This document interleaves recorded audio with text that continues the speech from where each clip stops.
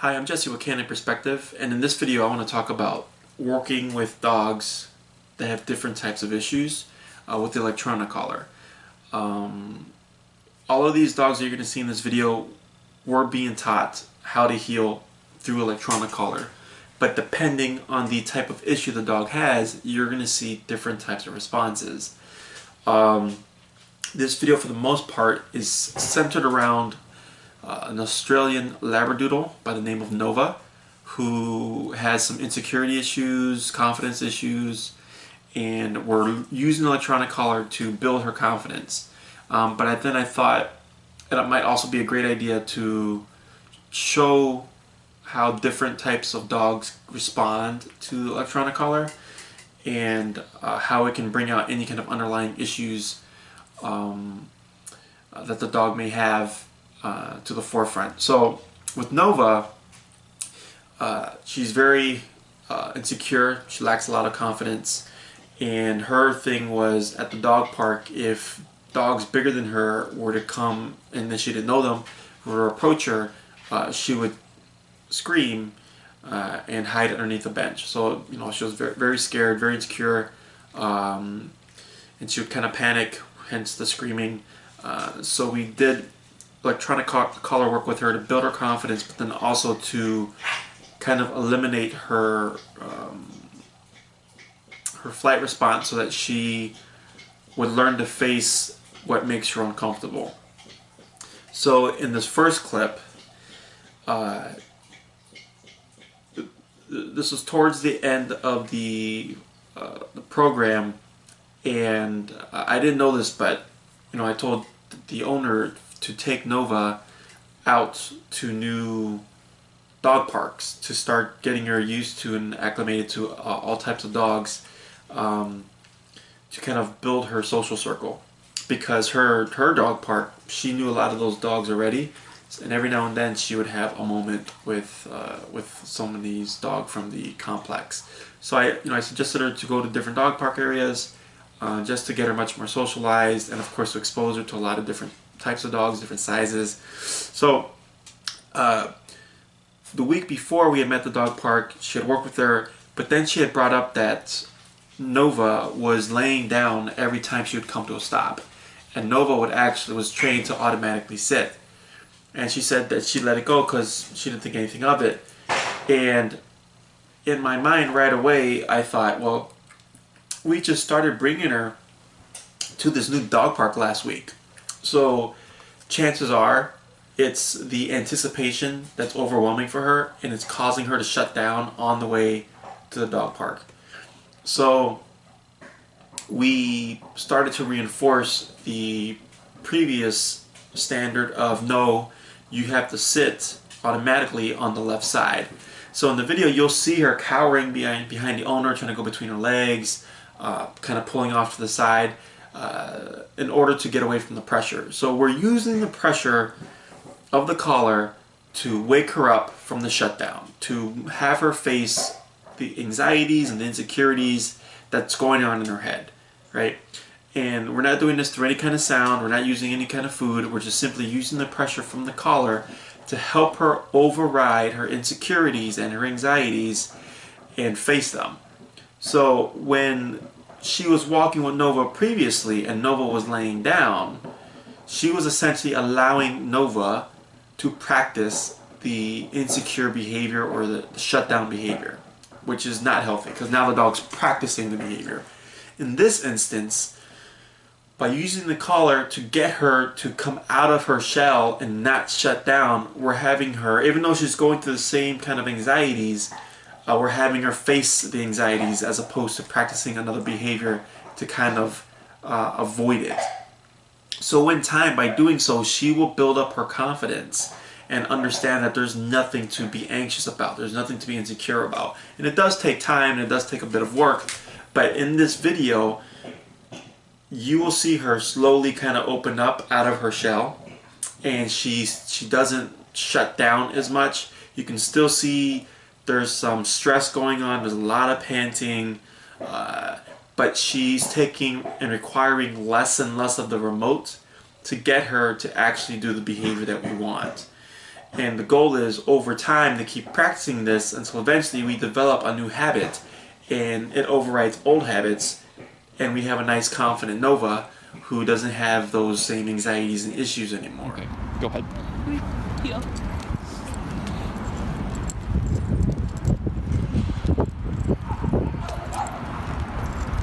Then slow. And stop. Good. Right. Tick, tick, tick, tick, tick, tick, tick. Right. Good. Go ahead. So, yep. Tick, tick, tick. Good. Tick, tick, tick. Right. Good. And then forward. Tick, tick, tick, tick, tick, tick. Right there. Good. Right. Yep. Tick, tick, tick, tick. Where are you at now? 50.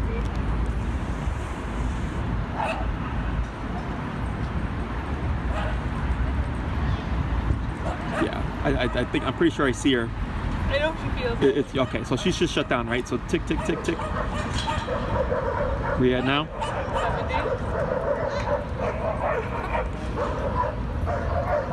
70. Do you see her twitching? Yep. Tick, tick, tick. Where you at now? 75. Okay. Tick, tick, tick. There it is. Tick, tick, tick, tick. A little bit of pressure up. Tick, tick, tick, tick, tick. Right there. Boom. What number are you on now? 84. So during that clip, you heard me telling the owner when to tick and where her number was and to keep going up because Nova was shutting down more and more and more. So we're trying to remove that shutdown as an option so that she learns how to handle stressful environments and stressful situations. And she's shutting down so much that she's overriding the remote collar. So then, and this is one of the reasons why I love remote, is that we can then override her behavior. What, you know, and this goes for all types of behavior when it's like anxiety or fear, aggression, shutdown. With the remote, as long as it's the proper remote collar for the dog, we can override the behavior. So in this instance, we're going up and up and up as she's trying to shut down and resist the collar until we hit 84, and then you see her finally perk up. And when she perks up, her posture is much more confident. Right there. Boom. What number are you on now? 84. 84. It's much more upwards. It's not hunched over and cowardly like it was in the beginning, and it does take a lot of repetition to build a solid habit.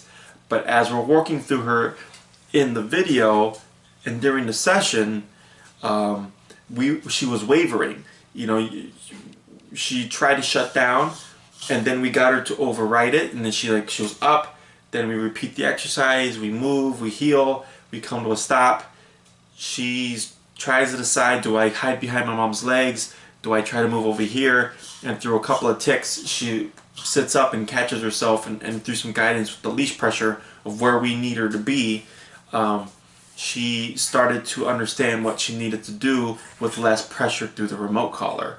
And ideally, we are working on lower levels, but if she's shutting down, I could be there all day on 20 and she's not going to move. You know, we need her to make the conscious choice to get up and face whatever it is that's making her fearful or anxious or insecure or you know, the fact for lack of confidence. We need her to make the choice of, okay, I'm going to sit up even though I really want to shrink down and hide from all this and push through it, and to learn and understand that there is nothing that she needs to be anxious about. There is nothing that she needs to be fearful about. That it's just all in her head and in her nerves. And so we're making her mentally override that that fallback choice of shutting down that she always resorts to. and in time she will become a much more confident dog. Will she become the most confident dog in the world? Probably not, but she will make large strides in her confidence if we keep pushing her into her outside of her comfort zone and putting her into situations where she's uncomfortable, but learns how to deal with the stress and cope with the stress and let it go, and eventually be confident in more and more contacts. And stop. Right. Good. And relax. Good. You can go ahead. Yeah. Go ahead and pet her. Good. Australian Labradoodle. Oh, no ma'am. Labradoodle. They're related to the those blind dogs. It's mixed with poodle and Labrador? Labrador Retriever. oh, okay. Okay, I've never seen that one before. Labradoodle. Where's it from again? Where's it from? It's Australian Labradoodle. So it's Australian Shepherd, Labrador Retriever, and Poodle. Yeah, that's a first. All right, you guys, thanks a lot. Good. Heel? Heel. And slow. You know, in the beginning, you see she's very coward, very she's slumped over, very shaky, very nervous, and of course panting. And in this following clip, you're going to see her with a much more upright posture, where she's starting to kind of wake up and open up from all that anxiety and all those nerves. She's still stressing, she's still shaking, she's still panting, but that's all part of the venting process. She needs to detoxify and let all that anxiety go and all that stress before she can actually learn that whatever it is that's making her anxious is nothing to worry about. And then she of course gains that confidence and lets everything go. So the interesting thing about remote is that when you put a dog under pressure, even like the friendliest dogs, and in this clip, the dog that you're going to see is actually loves people. He loves people. He just doesn't like being put under pressure and being told what to do. And he protests, but he's the type that protests by redirecting and attacking the handler. He's not human aggressive. He just does not want to be told what to do, so that he fights back. And most dogs tend to bite the leash or put their paws on the leash and pull at it. But he decides to actually redirect towards the handler, and you'll see in this clip here.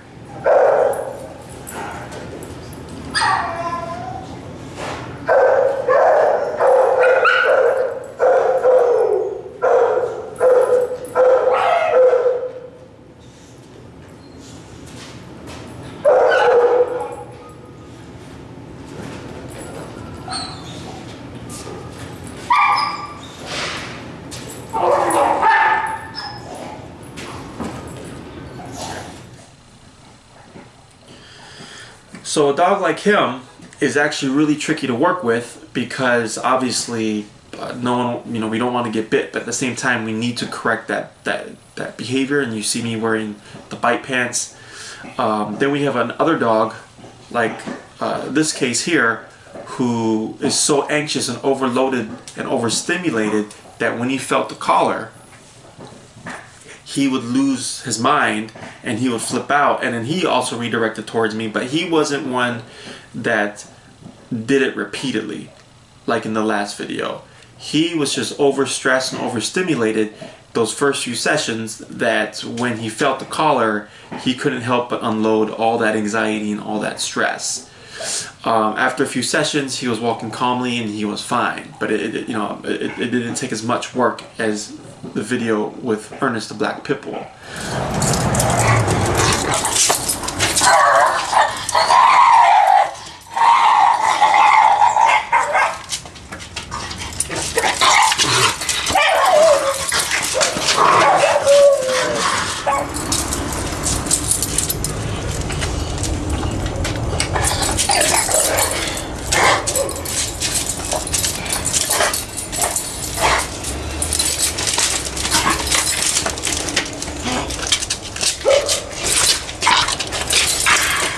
In this other clip, you're going to see the same kind of behavior from, I believe he's a Schnauzer Poodle mix.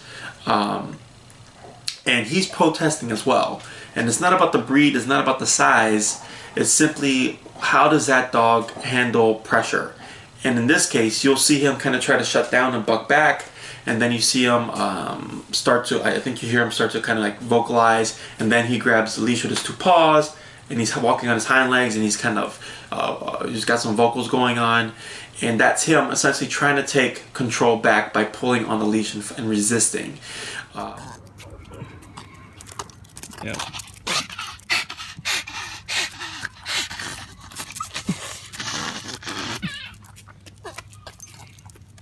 There we go.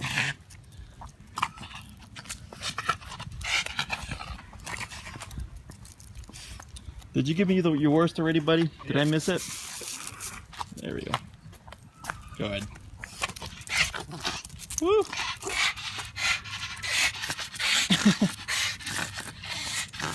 This guy. There we go.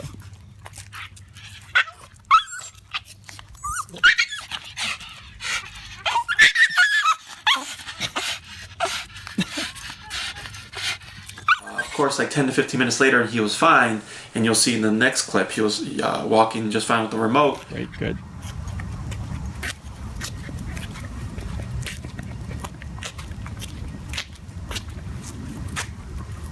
Good. Good. Look at him. Good boy. Yeah. But that's simply how he decided to handle the stress. So every dog handles this differently. Nova tended to shut down from the pressure. So we use the pressure to wake her up and open her up until eventually she learns to kind of push through it and she doesn't need the remote anymore. With dogs like Ernest, he handled the pressure by redirecting and biting me in the bite pants. Of course, Geronimo, you see him kind of vocalize a lot, and you see him fight the leash as well. And in one instance, he did take the muzzle off and come after me, and he did it a couple of times. But he essentially gave it up once he understood the name of the game and how to turn on and turn off pressure. And the same thing with Crasher, except he didn't go into aggression. He simply protested and vocalized a lot. But then once we worked him through that, after 10 or 15 minutes, he was good and he accepted the pressure from the collar and let all that go. So in this next clip, you'll see Copper, who was a board and train of mine, who I only had for in this clip for 4 days, and he's already walking with me off leash.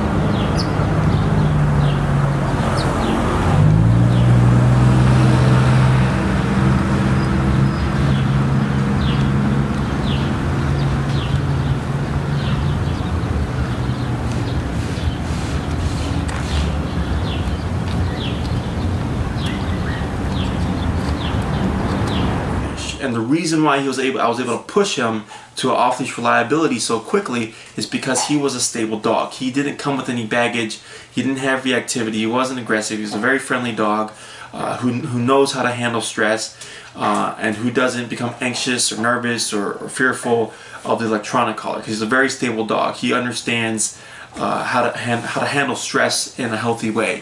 And in the video, you'll see him panting. And he's panting because he's stressing out, but he's stressing out because of he's so focused on what I'm doing, and he's mentally dialed into my every movement. So it puts him under that kind of stress, but it's a healthy stress, and he matches everything that I do without a problem. So a guy like him, and then like a guy like Nova, Ernest, Geronimo, or Crasher, the schnoodle, since they come with baggage, we have to work through all that baggage first before we would be able to get a dog like them off-leash reliable. Nova, of course, has a lot of insecurities and anxiety. So for her thing would most likely be if something spooked her, she would book, and you wouldn't be able to get her back. Ernest was reactive, so we definitely want to get all that reactivity under control before trusting that he can be off-leash reliable, that he understands to hold those impulses. Geronimo, of course, was anxious, and he was one to forge towards dogs, but once you worked him past the anxieties and all that protest, he was actually doing really well with the healing exercise, so in time could become off-leash reliable. And same thing with Crasher. Crasher was actually, other than the protesting part, once he understood the concept of the pressure game, he let all that go, and he actually walked really well. So a guy like him wouldn't need as much work as like Nova or Ernest, because he was just being a brat, and he had gotten his way for so long that he didn't like being told what to do. But once he understood his place and understood the concept of pressure game, he let all that go. So it's not every dog's gonna respond to electronic collar the same way. So when I come in, I'm constantly tailoring what I'm doing to the dog, right? And sometimes it's not pretty, like with Geronimo, when you see him come after me, like, you know, that does sometimes happen. Sometimes happens. It happened to me just a couple of days ago this week, where I wasn't anticipating. It's a nervous dog. I went back and forth a few times, and then at some point, probably about 3 to 4 minutes into the healing exercise, I just felt him bite the back of my calf, and I ended up having to put on the full-on bodysuit so that he could unload all that stress and all that nervousness. And then once I put the suit on, he like jumped up and bit the back of my jacket, and he was like hanging on the back of my jacket trying to like bite at me. But once we worked him through all that stress, he was handling the turnaround game with no problem, and he wasn't protesting anymore. You know, it's just once he was put under pressure, he had no other way, or he doesn't know any other way of dealing with stress other than fighting. So, you know, dogs have 4 responses: fight, flight, avoidance, submission. So, you know, I let him fight and do the best that he can until he learns that it's not going to get him anywhere, and I am going to get what I came for. He is going to learn to heal appropriately. So once he understood that, he let it go, and he wasn't unloading like he was in the beginning of the session. So I don't really ever know what I'm going to get. Like with Ernest, you know, very friendly dog, loves people. He was dog reactive, but then once we put him under pressure, I remember when I was teaching him how to heal, I saw his mouth. Literally, as I turned and looked down, I saw his mouth, and I had him on a slip lead start to come around my calf, but I pulled up just as he was closing, and as he was closing, he barely missed my calf. And that's why I started working with him with the bite suit. And even with the bite suit on, this is a dog that's untrained, does not know how to bite appropriately, was still able to get through the suit and bite my calf. And it left a really big welt, a big brown bruise on both my calves. So you don't know what you're going to get, but you're not going to get your results if you don't work through these uncomfortable zones, right? So it's all part of the process. I know what I may see. I try to call it out before I work with my clients so that they're mentally prepared for what may happen. Sometimes it does, sometimes it doesn't, but I pretty much just tell everybody, you know, once we put your dog under pressure, your dog may pee or poop, you may vomit from stress, protesting, of course, pulling on the leash, biting the leash, alligator rolling, might even come after me. All these things are normal to see when working a dog that does not know how to work, does not know how to handle stress, but of course not normal in a state like if it was a stable dog, like we wouldn't really see that stuff. They know how to handle their stress. But you know, it does come with my line of work. So I hope you pulled a lot from this video. I hope this kind of explains the differences in how dogs can respond, and that you really don't know what you're going to get. However, we are trying to work as stress-free as possible, but at the end of the day, I have to get the results, because if I don't get the result, then the dog does not learn how to handle stress, and then we get nowhere. So that's it for this video. I'm Jesse with Canine Perspective. Thanks for watching.